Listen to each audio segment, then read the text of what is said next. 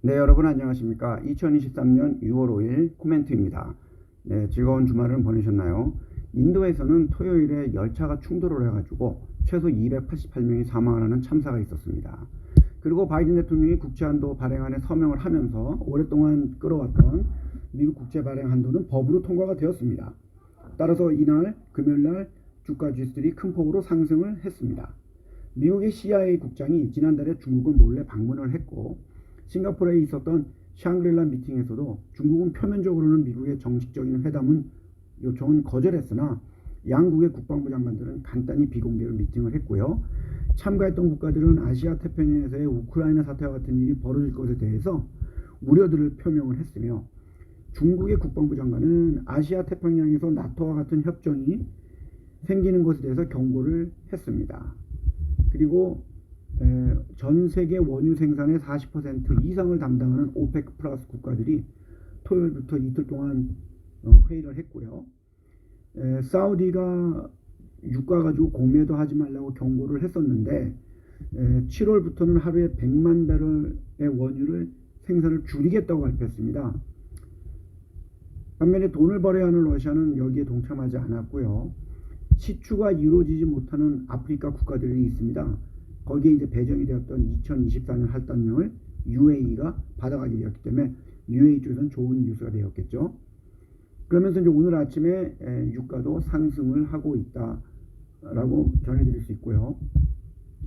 아마존이 미국의 버라이즌이나 디시 네트워크 같은 통신사와 협상을 하는 중이고요.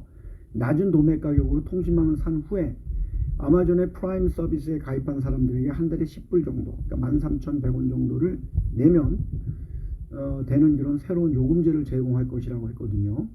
그래서 통신회사 주가들이 하락을 했다고 그랬고요. 근데 이 서비스 이미 몇 년 전에 아마존에서 했습니다. 근데 실패한 서비스거든요. 그래서 과연 성공할지는 모르겠습니다. 그리고 저쪽 카페에는 사진을 첨부했는데 6월 1일 날 싱가포르에서 말레이시아로 가는 국경 검문소 두 곳에 거길 통해서 25만 명이 출국을 했다는 거죠. 제가 첨부한 사진은 6월 2일 날 낮 1시 20분에 찍은 사진인데 뭐 어차피 금요일 날부터 싱가포르 연휴였고 또 방학이 시작되었기 때문에 저렇게 많은 사람들이 싱가포르를 떠나서 말레이시아로 들어갔다고 보입니다. 그리고 JP모간의 CEO는 중국에서 있었던 그 중국 회담이 있었지 않습니까? 회의. 그거 끝난 후에 10년 만에 처음으로 대만으로 갔습니다. 왜냐하면 JP모간은 1920년 이래 대만에서 은행 업무를 계속 해오고 있습니다. 그렇지만 중국 정부는 미국 정부의 고위 관리들 또는 국회의원 뭐 이런 사람들이 대만을 가는 것은 엄청나게 비난을 하지만 은행이나 기업인들의 방문에 대해서는 크게 뭐 이렇게 개의치하지 않는 모습입니다. 그리고 호주는 금요일에 인플레가 상당히 빨리 올라오다 보니까 최저임금을 7월 1일부터는 5.75% 인상을 해서 시간당 22.61 호주 달러, 우리나라 돈으로 19,566원 정도로 인상했답니다. 현재는 시간당 21.38불, 18,500원 정도이고요. 한국의 2023년 올해부터 적용되는 최저임금은 시간당 9,620원입니다.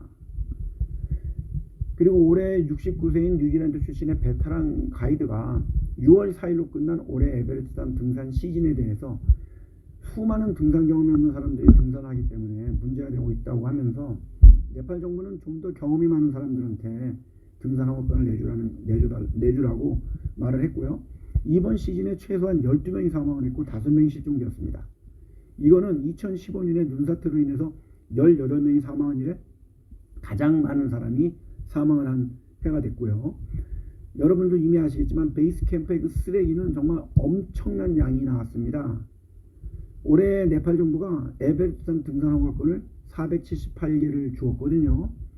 그리고 이미 수백 명이 등정에 성공을 했습니다.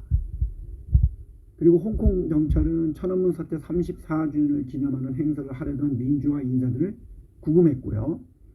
그리고 항상 집회해오던 빅토리아 공원 근처에 지나가는 사람들의 소지품을 막 검사하기도 했고 올해 빅토리아 공원 안에서는 친중국 단체의 행사가 있어갖고 열리지를 못했습니다.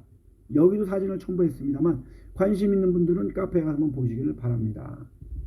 그리고 플로리다에 살고 있는 14살의 국민학교 8학년, 그러니까 8학년 학생이죠. 뎁샤라는 인도계 학생인데 보니까 231명의 경쟁자 중에서 승리를 하면서 95회 미국 스펠링 대회에서 1등을 하고 상금 5만 불을 받았습니다. 그 학생이 맞춘 단어는 PSAMMOPHILE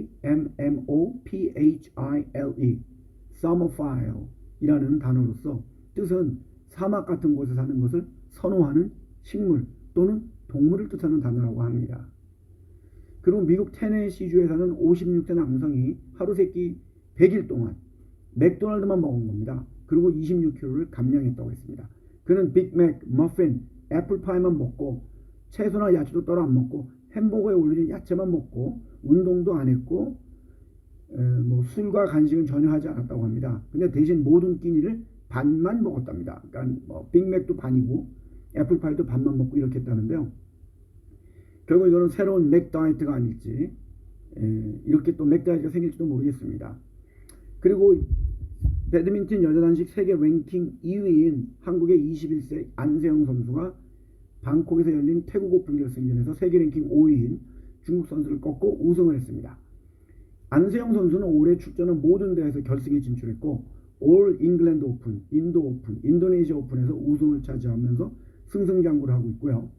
또 오늘 새벽에 있었던 20세 이하 월드컵 8강전에서 대한민국 국가대표 선수단이 나이지리아를 연장전까지 가는 접전 끝에 1대0으로 이기고 4강에 진출했고요.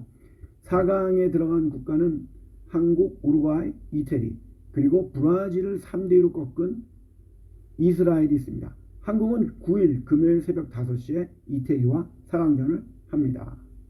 네, 오늘도 즐거운 하루가 되시기를 바라며 감사합니다.